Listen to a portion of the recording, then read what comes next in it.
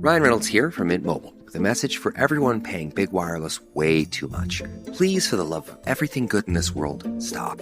With Mint, you can get premium wireless for just $15 a month. Of course, if you enjoy overpaying, no judgments, but that's weird. Okay, one judgment. Anyway, give it a try at mintmobile.com/switch. Upfront payment of $45 for 3 months required. New subscribers only. Renew for 12 months to lock in savings. Additional taxes, fees, and restrictions apply. See mintmobile.com. Hi guys, welcome to this week's episode of Heavy Metal Tones with me, your podcast, Tony Evans. You're in for a treat this week. There's an interview I've just finished with Tony Simerman, the founder of KnuckleBonz. This is a fantastic company based in California that make handcrafted collectibles, music-based handcrafted collectibles, all around the heavy rock and heavy pop, metal and punk and so on, and all the genres really. Amazing story. His life is one of those ones that I'm sure you will all be envious of. I know that I finished that interview and went, oh man, what a life. So not only does he create some beautiful product, by the way, there is for 2 weeks only from the launch date of this episode, so sorry if you're listening to this in the future, there is a 10% off code. I will put it on my Facebook post the day of the launch. So if you want to get 10% off of any of the amazing KnuckleBonz products after you've listened to the show, do come over to the Facebook page and it will be there for 2 weeks. After 2 weeks, it will expire, as you would imagine. Anyway, this is an amazing show. It is a longer one because, you know me, I like a chat. He had so much to tell and so much to talk about. And in fact, we talked about for so much more afterwards that hopefully we might get him back in for another interview in the future. But yeah, wow, what a guy, what a life, what product. I'm really going to get me some of that, I think. Anyway, enjoy the show. And as I said, pop to the page and the discount code will be there for 2 weeks. Thanks. Enjoy.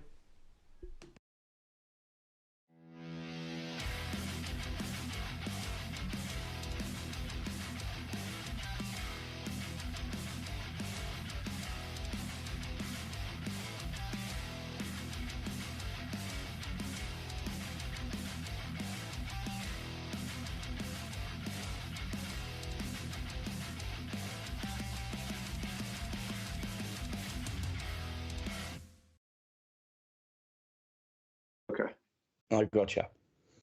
Okay, so Tony, how are you going? Good. It's this is happy hour here on a Sunday. Yeah, bloody cold here on Monday morning here. Whey! I've only got my Queen mug of tea there. I don't use. Got a pint to enjoy with you. I do love a pint. I'm an Englishman. I would not otherwise. You know what I mean? Now, I'm speaking to Tony Simerman from KnuckleBonz. Now, how would you describe your business, Tony? Is it KnuckleBonz memorabilia, KnuckleBonz? What would you say? We're really we're focused on creating high-end collectibles, but we're a music merchandising company because we don't do Thor and any other pop culture stuff. It's always music. And we have different things around. Different product lines around music, so that's what we say. But it's mostly high-end collectibles that we do. But we're the only ones dumb enough or smart enough to focus on music. Well, you've been doing it for 20 years now, haven't you? 20 years in a row. 20 years in a row. I like to emphasize that. For 20 years, a year here, a year there. Yeah, it's fantastic. And you're in California, aren't you? Mm-hmm. So we're just east of San Francisco, East Bay, the home of thrash. Yeah.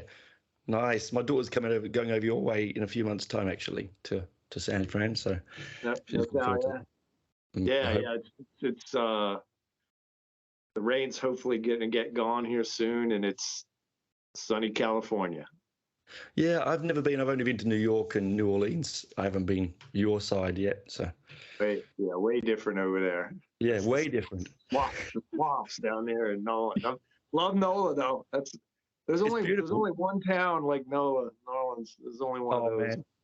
And I was lucky to go there before Katrina. You know, I went back in the late '80s. You know, it's back now. The quarter's back, and Yeah. that's a unique place. That place. That's quite a mashup of stuff down there. Yeah. Well, I love like blues and jazz and stuff. You go there and it's like it's everywhere, man. It's so fantastic.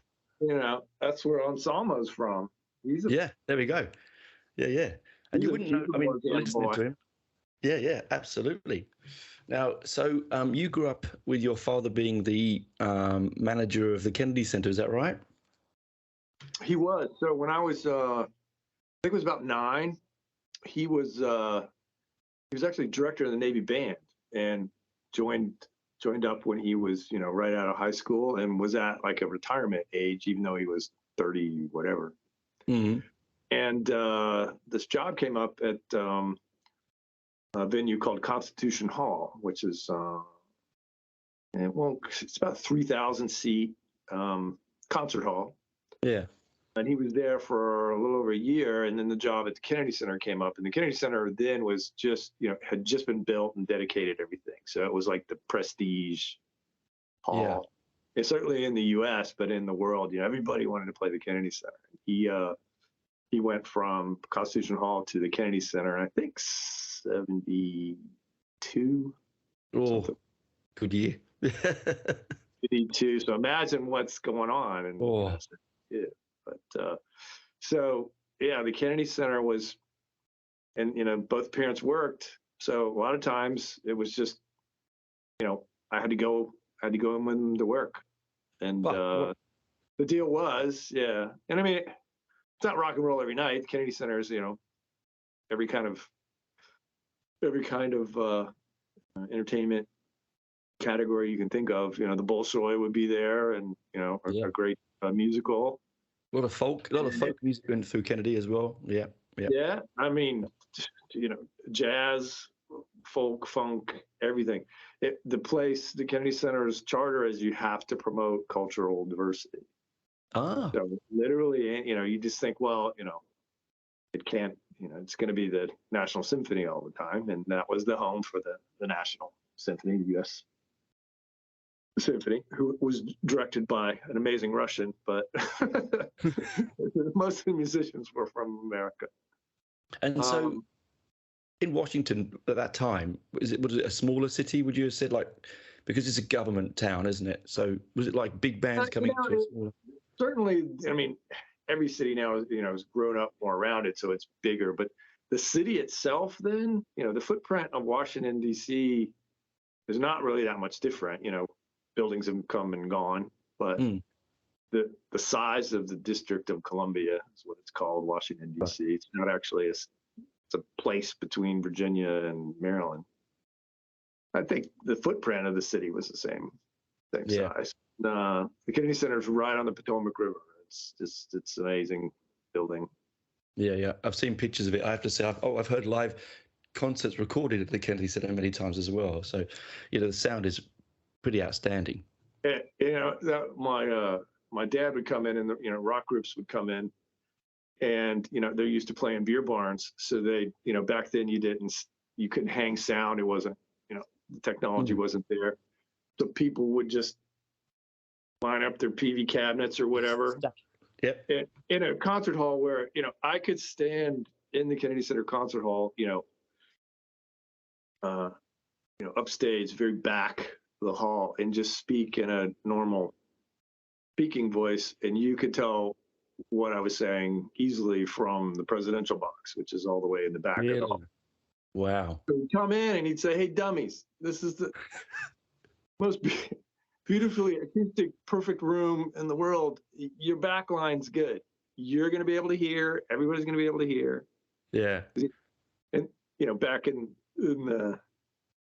those days, you'd go to shows, but you often couldn't hear. Right. That was they were making sure. But he'd like, this is stupid. Yeah. But that was, so they'd stack, you know, cabinets 3 tall and just bludgeon everybody. Yeah, it happens everywhere. I'm not saying it's a bad thing, but I've been to the Sydney Opera House, which is one of the most perfectly acoustic rooms in the world, and they've done the same sort of thing. And you go, "What are you doing?" Wrong. Now, Crazy. the thing is, the guy at the board would eventually get it right, but it was bone crunching volume. Yeah. So I'm like 8, 9, 10, whatever, and I wasn't allowed to go and have a seat when the show would go on. So what would happen is one of the stagehands would just, before the house lights would go down, he'd take out a chair and set it behind the cabinets. So my ear, I still can't hear it. I'm right behind. Now I'm behind the cabinets, which is good, but I'm still right next to, 50,000 watts of power. Yeah. So when the house lights would go down, the deal was just sit behind the stack, don't move, and wait until the head stagehand comes and gives you the thumbs up to get out, to leave. Yeah. Wow. Because we've heard of the big band, and back then I suppose it was the era of everything's bigger, right? So Queen and Motorhead and all those sort of real crunchers. So he knew early on that I was into, I like a lot of different music, but, I was into, Sabbath, when I'm in Catholic school and, third grade. So he knows that, okay, if I say, I like this band, there might be issues with the crowd, 1970, whatever. Yeah. So what he would do, he would come and say, "Hey, have you ever heard of Iggy and the Stooges?" "I love Iggy Pop." Oh, and he would go, "Okay. Have you ever heard of Todd Rundgren and Utopia?" "I love Todd." Anytime I said I loved a band, they would never show up. And I'd say, "Hey, what happened to Iggy Pop?" And he would go, "Oh, they just..." So what he was doing, I found out, is he was using me as the proxy. And if I liked it, he was able to say, because you have to promote cultural diversity. So you can't just say, well, this music's not appropriate for the Kennedy Center. You would say it's a security risk. The facility is at risk because these crowds are in trouble, gate crashing and damaging seats and all that. Yeah. Yeah, just dumb shit stuff.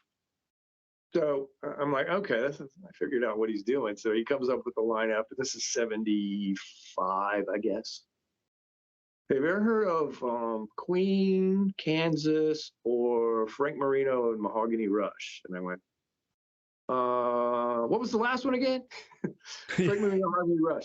Nah, I never heard any of those guys. So, all right, cool, they're booked. Oh, so you just gonna say you didn't like them? I sandbagged him. So the week before the show, he's like, "Hey, Dad, I want to go into it was Saturday, so I didn't have to go in. Hey, I want to go into work with you." "How come?" "Queen's playing, right?" And he's like, "Yeah. I thought you said you didn't know anything about him." "But, since then, I checked him out, and there's this song on the radio, and, I want to go in." And he's like, "Oh, God." So he calls up the box office, like, "Okay, so what are sales for the Queen show?" "What?" It was like record sellout. It's, this is before Ticketron and all that. Yeah. Western shit. It sold out in like, an hour. Queen's touring Queen 2, but Sheer Heart Attack album has just dropped in there on that first U.S. tour. In the Bohemian Rhapsody film where they talk about Near America, that's it. Wow. One of the clips is the Kennedy Center. Wow. So that whole thing happens. So Freddie and Brian are stage right, and they're at the stage door. And that's this huge stage door, and they're jumping around ready to go. And the big, huge stagehand, his name was Bull. And he looked like a bull. He's this big hulking bull. And he said, "Excuse me, fellas," and kind of moves him out of the way with my little chair. I walk by Freddie and Brian are like, "What the is going on here?" He goes and puts the chair out, and they can see me. The door's closing, and they're like, they just said a little kid, and the door's closing. I can see their heads going like, "What's going on?" The house lights go down. They come out, and it was Queen in 1975, I guess, and Kansas, and Frank Marino. Right. I love what a lineup. And I've got. I mean, everybody's everybody's not what they're going to be yet. They're all at that point. Embryonic. From sheer heart attack, it starts to get crazy, and then Night at the Opera comes. But I mean, Queen does Left Overture right after that, and 2 years later, Frank Marino's closing Cal Jam. Oh. Frank Marino's an arena act, but that was all right before they kicked off. Of course, Queen used fog juice instead of dry ice for their smoke. Oh. That had oil resin on it. That got on the pipe organ. $50,000 cleaning bill. Holy crap! Needless to say, old Dad didn't ask me about bands anymore. It's rock and roll, man. No, that. Yeah, the Queen came in, and the fog juice thing came in, and all the states said, "Get that out of here." And they went, "Okay, we got dry ice machines, no problem." Yeah. Fog juice would lay lower, Yes. It would heavier.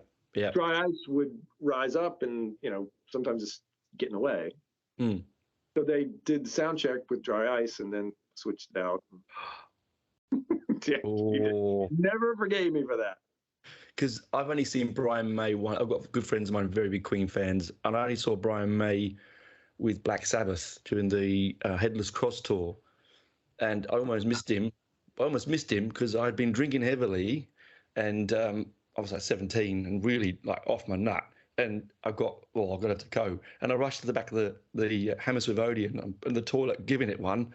And someone goes, "Brian May's on." I had to rush out. I almost missed that's right. Because Iommi and Brian are really good mates. Yeah, they are. Yeah. Because, I mean, there's no one like Iommi. He's the, God, right? But Brian May. I pride myself on just liking a lot of different stuff. And growing up in the Kennedy Center, right, I got to see a lot of amazing stuff. So have an appreciation for all of it. Don't necessarily like it all, but yeah. I think that sort of shows in your... That's the band, Well, music is music. You got to pick one. Yeah. It's got to be Sabbath, I think. Yeah, I think so. I think for me, because it was my very first ever gig, it have to be Sabbath. Like, I can't. I mean, Maiden, I'm covered in tattoos of Maiden, so Maiden up here. But I mean, Maiden's a decade later, right? So I'm, 1970, I'm 8 or whatever. I'm 61 now. So I'm a little kid, and those first two records, I mean, nobody had heard anything like it. And parents don't know enough to like, this sounds really depressing. Why do you like it? What you gonna do? When you first put it on, it is quite depressing, actually. Makes me happy. I don't know. I'm a weird kid. Exactly the same. I'm exactly the same. I was just playing Volume 4 yesterday, in fact, So Volume 4. So they were digging some old 8mm movies. So like movies that had no sound.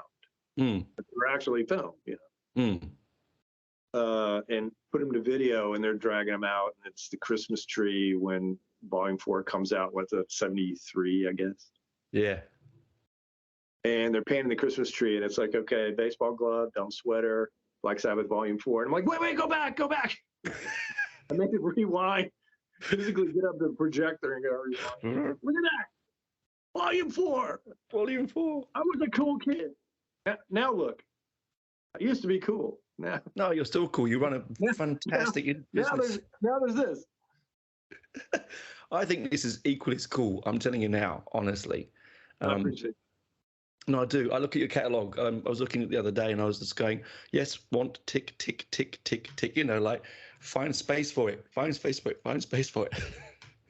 We're amazed that we just assume if you like, hard rock music, collectibles, memorabilia, especially on the high end, we assume that you know who we are, because we're the only ones doing it for 20 years. But we still hear, "Oh, you just did Chris Cornell, and I found your company. You're 20 years old. All this stuff I missed." And it's like, yeah, dude, there's not anything we can do about that. Once we retire something or it's sold out, it never comes back. We've never re-released anything. We never. I think that, but I think that, to be honest with you, is one of the strengths of your business, because it is about individual pieces. And if you keep bringing something back, where's the cachet come? I've got this early KnuckleBonz of Sabbath, whatever, and someone goes, oh well, this re-releasing it next month anyway, and you go, well, I think the individual pieces. It's not the same. There are people that just want it, but there's a large people who've been, with us for 20 years who bought 2 of everything, and they're the super fan, the Amazing warrior elite, and that would really piss them off, and we're not going to do that. No, well, exactly right. You've got to look after your I buy records from a company called Waxworks Records in the States. They do soundtracks, one-off horror film soundtracks. And I've missed some stuff because I've just missed it. And you go and try and buy it on eBay or something like that, and it's like extraordinary. You go, oh my God, that's like $3,000. No, I can't. Our stuff, the price can be pretty aggressive. But, the fans decide what KnuckleBonz collectibles are worth after that, not us. Yeah, the work as well, though. We'll get into that. But I think the work involved is not easy. It's not a 2-minute job. This stuff. No, definitely not. No, right? So, the work value is what you get for what you put into it, right? So you've been over 20 years. What got you into, how did you get into KnuckleBonz? I've always been an artist, and I have the, fine arts training, TV and film, education. So there's that. But, growing up, I'm the kid that loved, cartoons were great, but anything claymation, anything 3D, the original U.S. TV shows from Rankin and Bass, and, those things. I was just a freak for that stuff. Yeah. So that it's just, something I liked. And the category, the 3D category for collectibles and even toys. Yeah. Plenty of coverage for pop culture, TV, film, comics. Nobody had really focused on music. And McFarlane did some really cool stuff with Kiss, and some Well, Kiss does it with lots of people. Yeah, which is great. But we growing up and being super fans ourselves, we know there's audiences. Yeah, they may not all be as big, but they're big and they're underserved a lot of time. Yeah. I grew up building the Aurora model kits, the Frankenstein and the werewolf and the mummy with my brothers, because I've got much older brothers, and they hold all the Aurora kits and all that stuff. And that's why I look at it and go, oh, I see the quality in this stuff. Because I've got an art background. I'm a sculptor by trade as well, originally from art. And I could never, the detail in your work is so good. It's so nice. Thanks. We work hard at it. Yeah. And so one of the questions I always thought I'd like to ask is, how do you get the big bands on side? Because this is big contracts. Maiden, they're not, because they won't just give their name to anyone. That's true.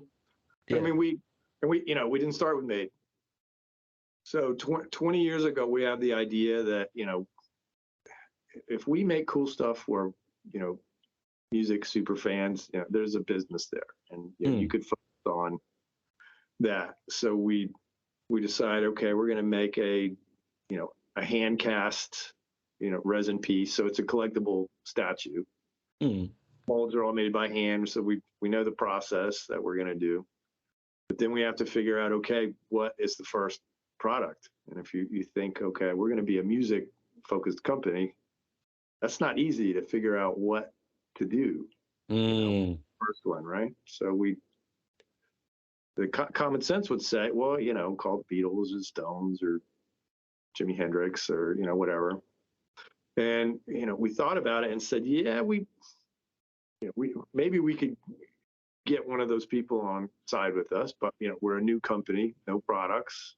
But even if we did, and we put the product out and it did well, did we really prove anything? It could have done well simply because it's the Beatles, and You know, anything you right, throw out yes. for the Yellow Submarine is going to sell some great.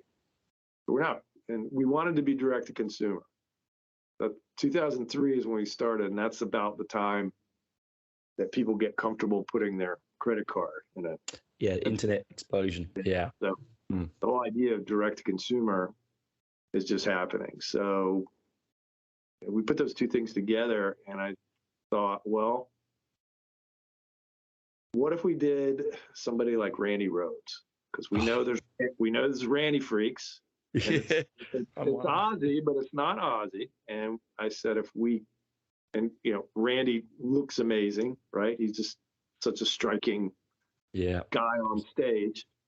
If we can do that and have some success with, a product launch, we'll eventually get to the Beatles and some of the other bands and the Maidens. I think because we started there, when I went and had the second conversation with Slash and Zakk Wylde, they were like, "What possessed you to start with Randy Rhoads?" And I told them the story I just told you, and they're like, "You know what?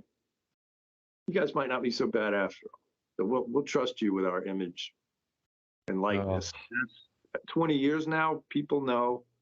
Do what we say. We're gonna make the same effort on every band and artist that we do. Yeah. We're going to take good care of your image and likeness and legacy. We're not going to do anything lame, and they have to sign off on everything. Everything's official. Because I've got this list here. I just wrote it down. I mean, I couldn't believe this. I'm having a read of this, right? So this is obviously just the tip of the iceberg. But we've got Pink Floyd, Queen, Alice Cooper, Metallica, Ozzy Osbourne, AC/DC, Iron Maiden, Scorpions, Black Sabbath, Guns N' Roses, Misfits, and so on. Blondie, I love the Blondie one, right? And that's just Debbie, she's so beautiful. Oh, isn't she? We all had that poster, right? Childhood crush, yes. Yeah, we all had Debbie's poster. Yes, we did. And if you didn't, you missed out. Now, what's wrong with you? What's wrong with you? Right? Debbie and Farrah Fawcett. Oh, I was only talking about Farrah Fawcett the other day to my wife. That's right. You got all those big bands, but because we know we're the only Candlemass that's going to take a shot and do something for the Doom dancers around the world. That's what sets us apart, right there. Yeah. We know and love those fans, and that nothing's ever been made for them like this. And that's amazing, because I saw Candlemass at a really weird venue in North London with Cathedral, and nice. And I bought Messiah Marcone a pint, and he's huge, like this massive man mountain. I gave it to him, and he goes, one thump off. I was a poor student. I couldn't buy him another one. I said, thanks, and I walked off. No, they just came through. They just did a bunch of dates here in the U.S. and killed it. They came through here, and we're in town. We went to see him and hung out with Muppet a little bit. Yeah, they're bone punching. Drank a little bit too much wine, had too much fun. So that's good. That's right. That's what it's about, right? That's what it's about. Fantastic. Now, with these figures, because we talked before we start recording, now people call them different names, like action figures, which they're not, and dolls, which they clearly, they are. The figures that you make and the individual pieces, they come with some beautiful backgrounds as well. So like the things they sit in aren't just on a plinth. You get the full thing. The base design. Yeah. We take great pride in that. That's from a design standpoint, we look at that as an opportunity, but we're careful not to overpower, because that's that's the important thing. But we do look for themes and things to support what the statue is and what the air is. So we take great pride in that detail, and I think that's somewhat unique to us. I think it is, because I was looking at the one for Merciful Fate, where it's the album cover on the wall, where it's coming out of the album. I think that is fantastic. Well, that's called 3D vinyl. So we were about 10 years in, and we were out at some event and then at a trade show, and like within 2 or 3 weeks, I had people come and say this: "These things are so cool. I'm a super fan of this band. These are amazing, but I'm never going to buy any of these things." Huh? What?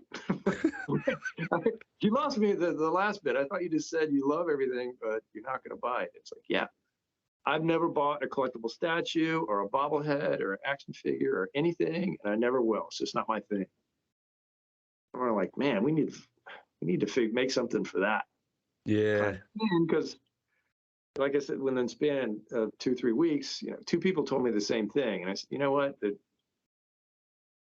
There has to be more people out there that are saying the same thing. So what do we do? So that was the idea behind 3D vinyl. So we said everybody likes album art. Oh. So, Tony we showed decided, me what if we were to my God. make something like this? And the complaint was, I don't have a place to display stuff. I don't have a man or a woman cave. Yeah. So we're like, we'll do this for you, and you can mount it on the wall. See see how the back is etched? I don't know if I get the light to catch it, but yeah. everything that's on the Wow. back is blackout. Tony showed we me made this that, beautiful and video. then we took it further and came back to it, and fans were like, but we love statues. So then we came up, anything inspired by album art is 3D vinyl. So Wow. it's actually kind That's of a the whole.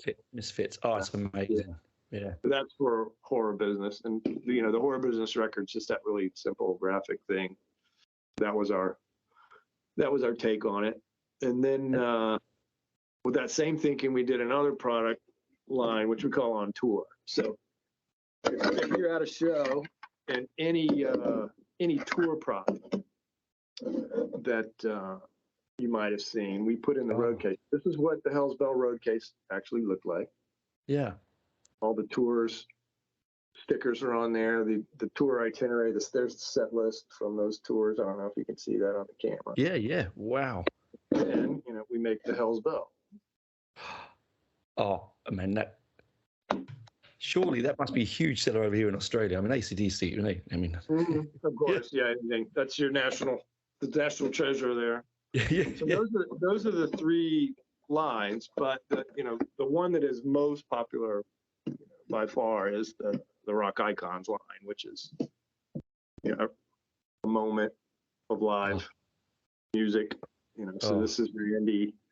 This is Blizzard of Oz tour. So he's wearing these leather suits. And he's not playing his V. Yeah, that's right. Right. But the V's there. I mean, he actually has the V in 78, 9, the Sandoval. So this is our 3rd statue with Randy, and this one we haven't been big on color variants. That's a really popular thing in toys and collectibles to do. Is different. So in this case, he actually had a brown version of this suit at the same time. We're going to do a really small run of the polka dot in the brown leather and the white Jackson, the Concord. Yeah. So there's only going to be 250 of those. Wow. Those will drop in 2 or 3 weeks. They're in prototyping and painting now, but the family signed off on it, so those will come, and that's something we haven't done a ton of. We've done some variants, and with an edition number that low, that probably won't stick around long. Is that because you also like to keep moving and changing and doing something different? Because if you keep doing the same thing, I think if you're bigger companies, that's just, and you got a ton of people, the one team will go and do the new stuff, and they have more hands maybe than they can kick out variants. We spend the same amount of effort on a variant, even though you think, well, it's not that much different. It's still got all of the elements of a new project. So. And that's the thing, isn't it? So, I mean, I must admit, if I had my choice and I could see all 3 Randys, I'd buy all 3 Randys, and that's the truth, right? You go. We know too, because Randy's a rock star, but Randy's got the Randy freak guitar players Mm. that know, every technique, every guitar, tuning. They know what the effects pedal setup was. They're just, guitar players are gadget guys and, those kind of things. So the Randy Freak guitar players are going to be all over that. We haven't done anything with Randy and the White Jackson in 20 years. That was the first statue. Oh, so it'd be nice for a 20th anniversary sort of thing, huh? For Diary of a Madman era, Randy was our first. Oh, statue. good up. Yeah. I liked We your. actually met with Mrs. Rhodes. We went and said, "This is, we're a new company. This is what we're doing. We want to start with Randy." And she got it and was very appreciative that we wanted to start with Randy. We met in the music school, Musonia. She was still teaching. She was still teaching piano. So I got there a little early, and she was finishing a lesson. So I had to wait to finish her piano lesson. Student. And, wow. Randy. I don't know if they have it there anymore because they had a burglary a few years ago. But Randy's stuff was just still there. A lot of pictures. One of his first guitars was there. None of the Ozzy era guitars, but there was. Yeah. I mean, it's just like, have you ever done a Stevie Ray Vaughan? Did you ever do a Stevie? Stevie Ray Vaughan is one of those Jimmy, controls everything with, the brothers' image and likeness. And it's just something Jimmy hasn't wanted to do. We've approached him, and that does happen. If there's an obvious miss, there's only, and you think, well, why would KnuckleBonz do that? Do they not like one of the greatest blues players of all time? No, if there's an obvious miss, there's a reason for it. And yeah, I would imagine. And there's two reasons. Either just we couldn't get the business side done because everything's officially licensed, and this is a business. We don't get to pick and choose what we do. It has to be official. Or the artist just doesn't get the category, and this is not something I want to do. Thank you very much. That's why there's no Frank Marino. Oh. I spoke, contacted Frank directly, and he just said, he's just kind of shy and reclusive. Didn't want to. Fair enough, man. I get it, and we move on. No, Eddie Van Halen, same thing for a long time. It's sad, Eddie. We were on and off with Eddie to do a statue 2 or 3 times over 20 years. And about 3 years ago, his attorney, who used to be the lead attorney at Fender and was looking after all of Ed's stuff, called and said, you've approached Ed in the past. Would you still consider doing, a project? And we're like, yeah, yeah, we would be interested. So we worked on it, designed it, and I mean, it's finished. But Ed passed away. And when that happened, now all the businesses around Eddie Van Halen all changed, and they just decided, this isn't something we want to do right now. So it's I already got messy. It's in the ball. It's him, 1978. On that Never Say Die tour where they're opening the Sabbath, and he's got the white sparkled shirt on, the white guitar, maroon pants, those white shoes, with his big rig, and the speaker bomb. And he's on one knee with that. Yeah, my brother saw Maiden and Van Halen at a venue not far from me in North London. Before Maiden was signed, I think they were just on the edge, and I remember coming home and saying, "Look, I just saw these 2 amazing bands." Wow. Yeah, I've just seen these 2 amazing bands, and he still got the ticket stub, right, like 75p or something. You go, what? You couldn't even look at his ticket for that money now. Yeah. Seats $4.50, $5.50, and $6.50. Yeah. You're there. Yeah. When I saw Van Halen, we saw that tour, and the record, has dropped in the summer, I guess. And we all had the record, and of course, Van Halen 1. It's amazing. But I remember going to the show, and I'm just the Sabbath and Iommi advocate, and I'm not a guitar player, and I'm talking big shit on the way.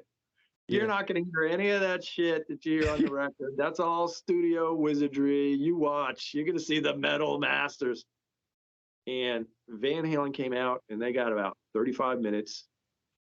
When we got there, Michael Anthony, they didn't even get a sound check. Michael Anthony's like doing the sound check when the venue's open. They come out and basically play the whole out, most of the album. God damn. I mean, it was so good, it like hurt my feelings. Oh, yeah. You know what I mean? It's like, oh shit. Yeah. I came to see, Lionel Messi, and the little forward you never heard of suddenly blows him out the water. Two goals. And I was like, what? It was good. It was like, that was too good. And I remember kind of being a little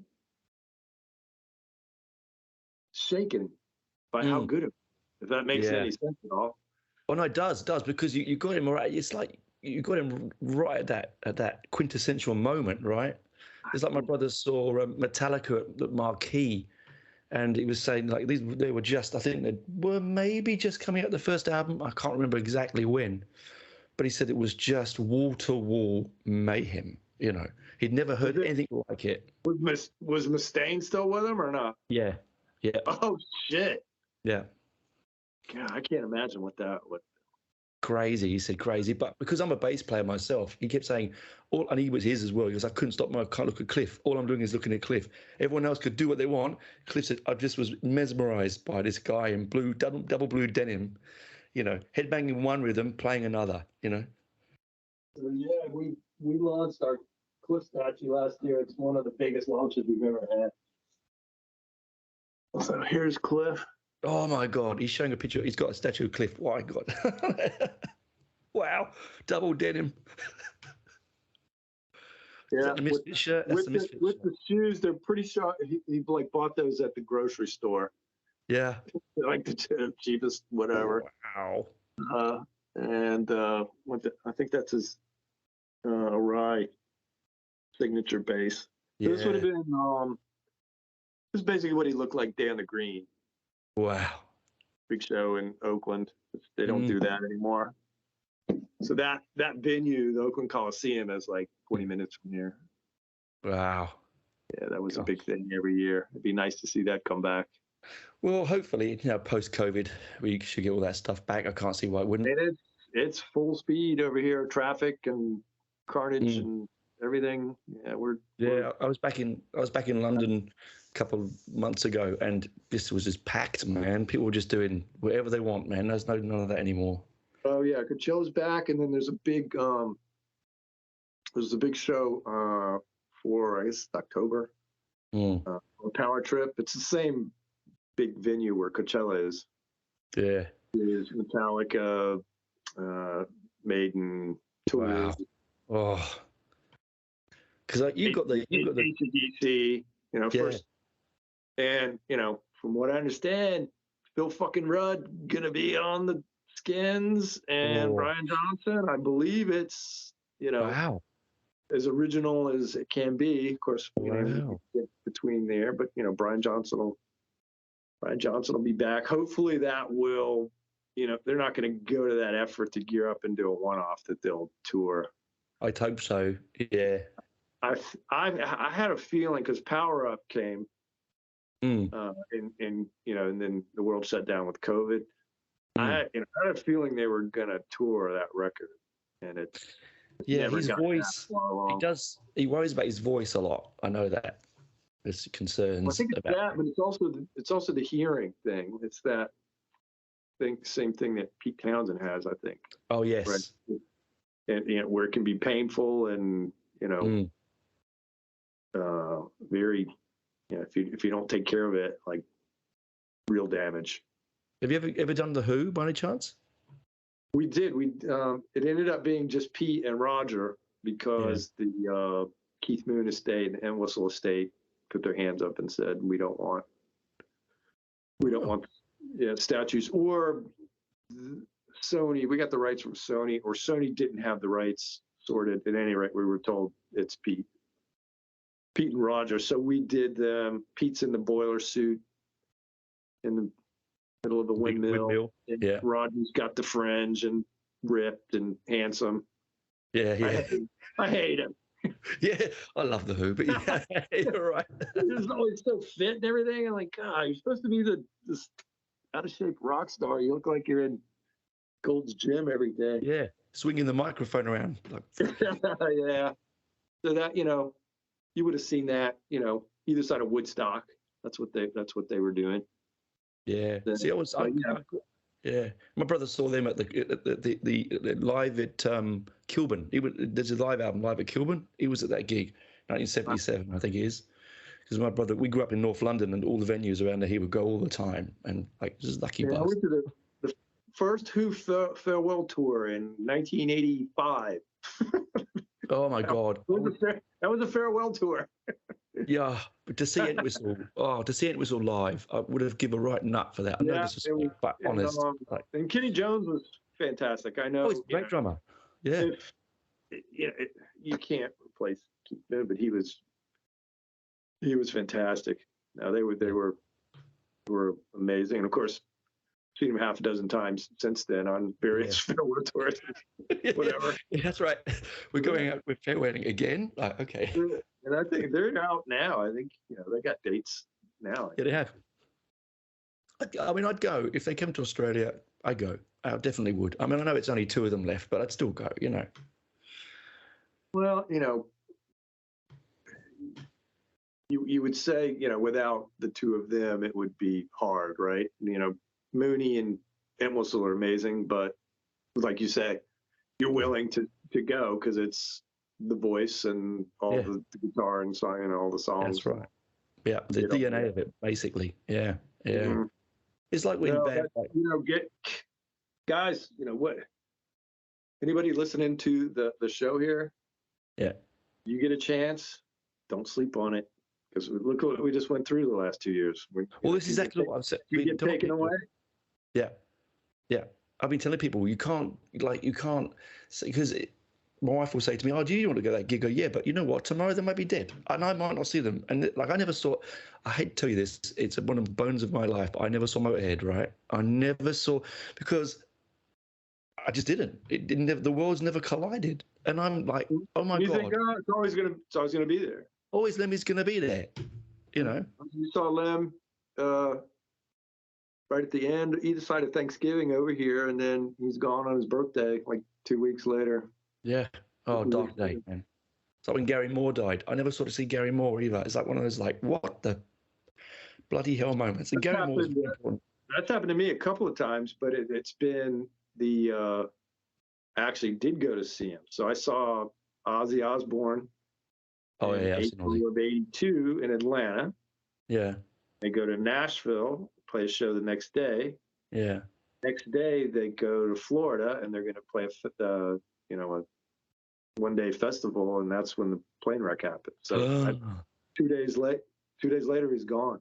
Oh my God! It didn't shut in. Take a breath. Wow, yeah. That's crazy. And it happened again. I'm going to LA. Zach Wilde is going to meet us at a photographer named Niels Lozauer. He's world famous, one of the best live photo photographers ever. All the great Van Halen and Motley Crue photos from the early days, those are all his. So we're supposed to meet him there, and I'm getting up to take the plane. It's like 4 a.m, and I just go by the PC to check email, and I see a little news blurb. Guitar shot on stage, and we just lost Dime. Oh God! So now I'm it's the middle of the night, and I know Zach and Dime are super tight, and I'm like, what the hell what do we do here? And I spoke to my wife Ashley, who's a co-founder of the company and runs all the marketing and operations. I said, what do I do? She's like, you have to go. Probably you're going to go and turn around. But if for some reason they decide, you know what, we want to work today, and you don't show up, people cope differently, don't they? Yeah. So I was actually on the plane ready to go, and Zach's management called and said, where are you? And I said, oh, I'm on the plane. And he's like, yeah, you need to turn around. You know what happened? I do. I didn't know what to do. And they said, yeah, Zach's already on his way to Dallas. So, and I had just seen Dimebag like 3 days before with Damage Plan. Oh, with Drowning Pool. yeah, brilliant. In a little venue next to a strip club. I mean, 500 people in it. They're the best, eh? That's the best. And I didn't speak with Dime. We spoke with Vinny, but the reason I bring up Zach is Zach had mentioned he was doing a project with us, and Dime had never heard about it. And he's like, "What?" And then we owned the Guitar Hero trademark at that time. He said, "Guitar Hero, what the hell? You get?" Wow. And I'm doing my best Southern drawl now. What the hell, Zach? I need to have one of those before you do. Yeah. And he was giving him shit about it. He's like, "Oh man, I'll hook you up with him." So Zach was going to intro us, but that never happened. Yeah, it's like I had offered a free ticket to go and see Heaven and Hell with Dio, and I had a job interview. So I was like, "No, I can't come. I've got this interview." My friend said, "It's a free ticket." I'm like, No, I can't come." And he died. Dio died like a month later, literally. And I was like, "What the?" I caught everybody by surprise that he would be out, and then he had to be very sick at that point. He would have been, and he was touring still, which is crazy. I mean, there's a big trip to Australia, man. That's a long way, and he got here, and I didn't go. It's like, no, I'll see him next time. That about not long after he passed away, his one of his managers called and said, "Would you do a Dio statue?" And I said, "Of course, but you guys gotta get our back, because people are gonna say, 'Oh, of course you're doing Dio now.' Where were you? Before?" And I'm like, and it was the same thing with Dime. We're like,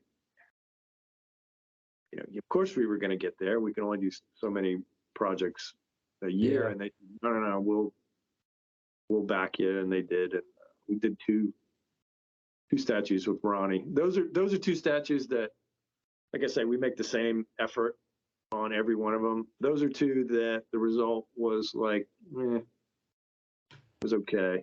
I wasn't super psyched. And that happens. It's a tricky one with him as well, because you've got to have the rainbow, and then you've got the Dio, and then you've got the Sabbath. You've got to work out which point. We did both. So we did, when it was Blackmore's Rainbow, and he wore those jeans with the star on the side and the fringe. Yeah. And then we did the black suit with the purple fringe, which could be Sabbath or Dio. It can be. That's right. He wore that kind of garb in both bands. Yeah, I got to see Sabbath with Dio on Mob Rules. I didn't get to see Richie Blackmore, and Deep Purple is a hole in the resume. Yeah, I love Purple. I'm probably never going to get the fix, because that doesn't look like that's going to happen. I know. Purple. Ian Gillan maybe even. I mean, do Gillan? Never seen Ian Gillan.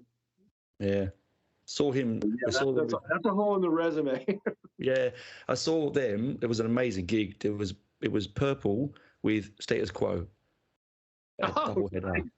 And it was incredible. It was incredible. Was that in the UK? You saw that? No, here in Australia. Oh shit! It was a double header in my own town of Canberra, tiny little Canberra. It was like crazy. Yeah. We queued up outside to get, because I've got a lovely story. One of my best friends, his dad's like 88. He's a real hard rocker, right? Real hard. Even at 88, he's a hard rocker, right? We took him to see this double header, and he goes, "I want no autographs." I said, "Look, okay, well, you go home, Pat. I'll hang around." And I must have been there for 5 hours. It felt like forever. And they finally just waddled out into the rain, signed Pat's record for him. It was so nice, but it seemed forever. Got it done though. That's cool. Yeah. No, the whole stage pass and sign stuff. Even back in the day, I didn't, because I was always there and around. I don't want to say I took it for granted, but I didn't do it. I I didn't keep the stage passes. What an asshole! I could have yeah. I could have amazing collections. Yeah, amazing. Even the records. I mean, I played my records, you know, and I'd have to buy records a couple of times because they would get stepped on, beer spilled on, whatever. Yeah. That's what they're for, though, isn't it? They're there to be played, man, and to be loved. And I think that's the key, right? You know, yeah, and I doodle on the album cover, write your name, and just I've got a few of those, but not the ones that were there in the day. I was just playing a Michael Schenkner live album the other day that I picked up ages ago. I hadn't really got down to playing it, and someone's written the name right across the picture of Michael, and I forgot it was there. I was like, how do I get that off? Yeah, if you buy these records, you will see those kind of little love notes and things on them. Yeah. That makes them cool, I think.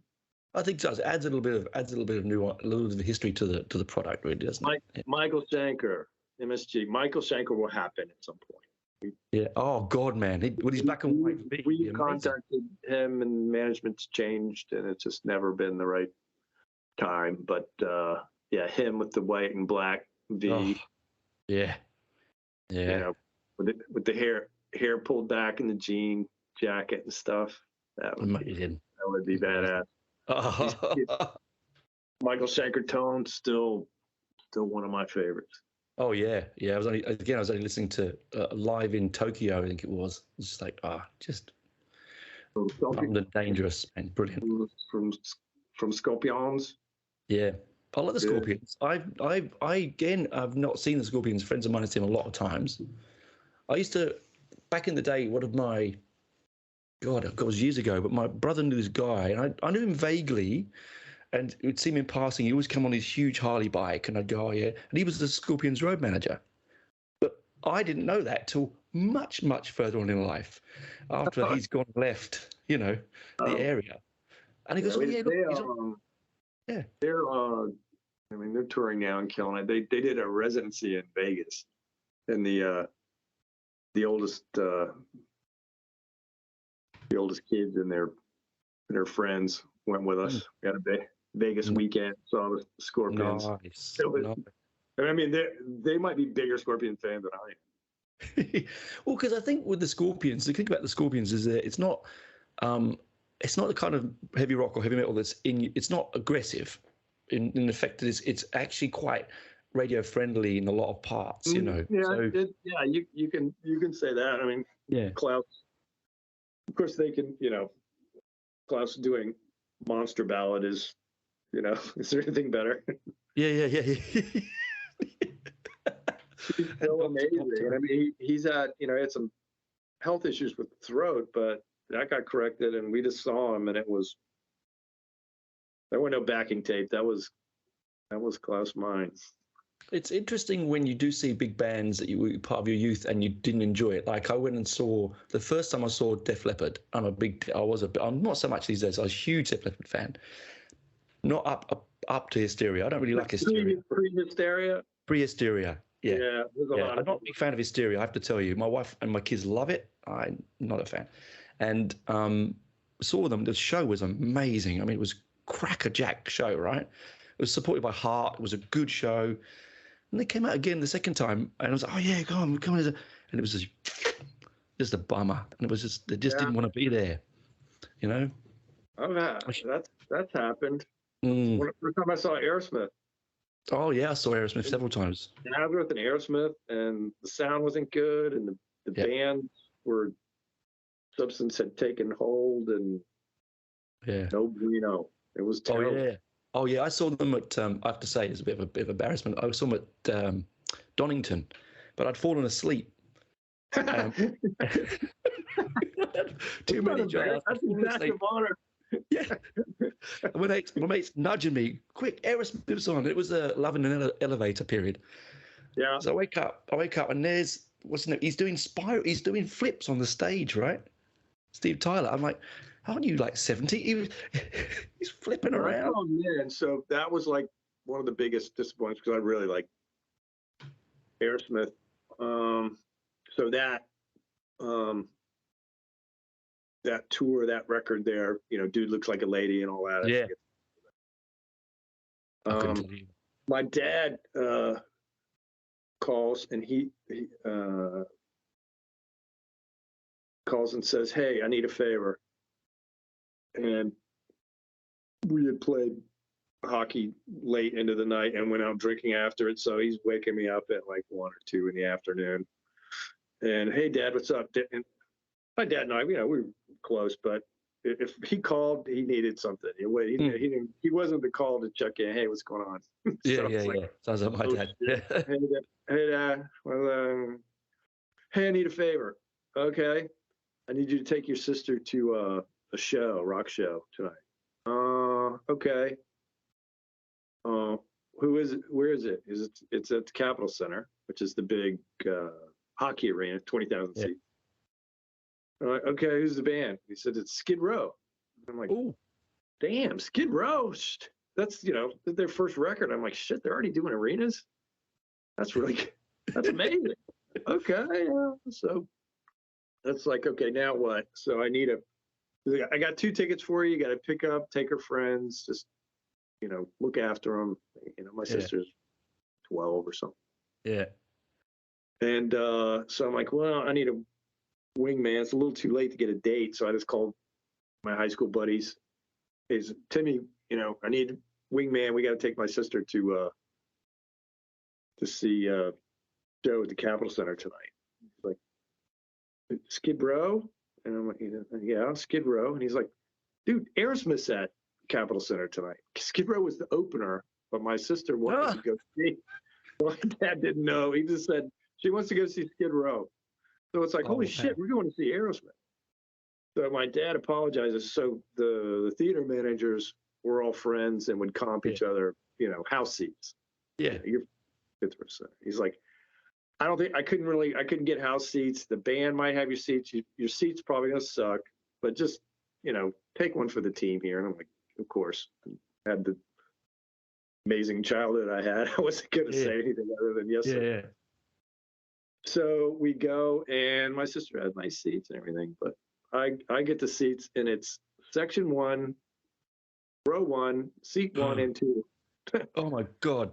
It's like, these are good. These are actually too good. I'm a little embarrassed to sit here. Yeah. This is where the hot women are supposed to sit. Yeah, that's right. You can't hear them because the sound bit that close. The sound would be pretty. But it was.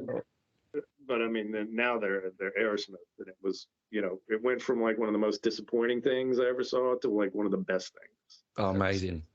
Yeah. They were just fantastic. Yeah. And that's like some bands just don't let you down. Like Maiden never lets me down. I've never seen. The only time I've ever been disappointed with Maiden was the sound in the venue, and it wasn't the band's fault. It's just the venue sound. Yeah, the Aerosmith. It was a combination of things, but it wasn't. This is like they were phoning in out the first time, and their band's not liking each other. That era. I had that with Metallica. Saw Metallica several times, and the last time I saw them was at Soundwave here in Australia. I taught a festival, and my wife had never seen them, and she was really excited. Oh yeah, this, and it was literally they were an hour late. They didn't want to be there. They didn't talk to the audience. They went straight into Orion. It was like, okay, and it was like, oh, we're going to do all the Deaf Magnetic stuff now, and it was like, oh, all right, okay. Ooh. Yeah, it wasn't good. Oh. It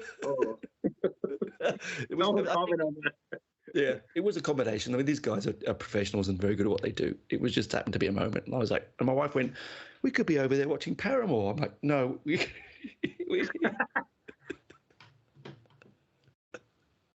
it's all right. These things happen." Well, we're coming to the end, my friend. Thank you for the chat. It's been really exciting. Thank you very much. It was always a pleasure. I mean, we're in this nuclear silo here. We're so busy just making the next thing and moving on. We don't get out to shows as much, and we certainly, just to go down to the pub and shoot shit about music, we certainly don't get to do that very much. So and that isn't that the best part of it, as sort of nerdery of it. Like, it's just the chatting. I mean, your stories are so amazing. You could write a book quite easily, and I would buy it. You know what I mean? Like, oh no, just the growing up in that. I'm envious, that nucleus of rock and roll and that point. I mean, like I say, I definitely appreciated it. Yeah. But it's amazing what you kind of get used to, right? Well, this is just hanging out backstage. Just doesn't everybody. Okay. I still go. I mean, I go to this little venue in Canberra here. It's called The Basement. It's my favourite venue in all the world. It's dark. It's sticky floors. It's noisy. It's fantastic, right? And whenever I go back to chat to the bands, I always still feel like a 15-year-old. They go, we're going back. Oh, I'm going back. You get this sort of giddiness. I'm careful with that anymore. Unless if a performer or band is really interested in what we're doing, great. But that's not something that when I go to a show, I actually we'll kind of try to avoid that because I just want to go. That's to the show, right? If we got to meet and do some business, and it's like, this is that's why too much like work. Yeah, that's why I don't do gig reviews. I've been asked, can you do a gig review? I said no, because I won't be in the moment. I'll be having to think about it. I'm making notes instead of just watching the day. Yeah. And then or you have to lie when you try and think about it. Retrospectively, it's like no, not there, not for me. Well, I've got a bunch of wacky stories for sure. They're not always rock, but doesn't matter. You should put them in a book, my friend. Amazing time. I wouldn't trade it for anything. Yeah. Well, it was nice chatting with you. Thank you for coming on the show. Really appreciate it. Really, really do. Hope you have a really busy few weeks coming up for this the new 20th anniversary and so on. It'd be fantastic for you. So. Right. Best of Down Under. Thank you. Talk to you soon. Bye, mate. Okay, bye.